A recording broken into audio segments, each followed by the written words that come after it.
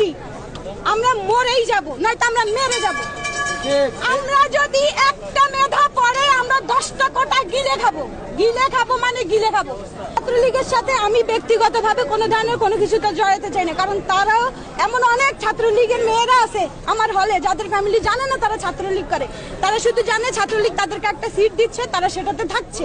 এই মেয়েগুলাকে আমরা যদি আক্রমণ করি ওদের বাবা আমার বুক খালি হবে, ওরা আমাদেরকে আক্রমণ করলে আমাদের বাবা আমার বুক খালি হবে। সরকারের কিচ্ছু হবে না, সরকারের কখনো কিচ্ছুই হয় না এই দেশে। এই সরকার পতন হলে সরকার দেশ ছেড়ে চলে যাবে, এই সরকারের পতন হলে সরকার দেশ ছেড়ে চলে যায়, প্রশাসন দেশ ছেড়ে চলে যায়।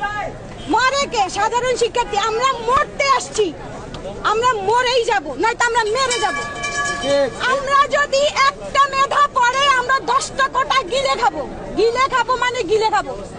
আর ফি সাবিলিল্লাহ, আল্লাহর ধরা এত সুন্দর, ছাত্রলীগরা যেভাবে ধরছে না, আমরা তো ছিলাম মুসিলা।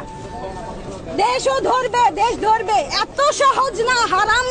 হারাম খেয়ে সহ্য করা এত সহজ না। আমরা কেন মেধা থাকা সত্ত্বেও ঢাকা ইউনিভার্সিটির একটা ছেলে মেয়ে ফার্স্ট ক্লাস পাশে সে হয় বিদেশ চলে যায়। আমার ভাই সে প্রাইমারিতে চাকরি করতেছে, তার শুধুমাত্র ব্যাকগ্রাউন্ডে ছাত্রলীগ ছিল না দেখে সে হচ্ছে গিয়ে ঢাকা ইউনিভার্সিটির স্টুডেন্ট, সে এখানে হচ্ছে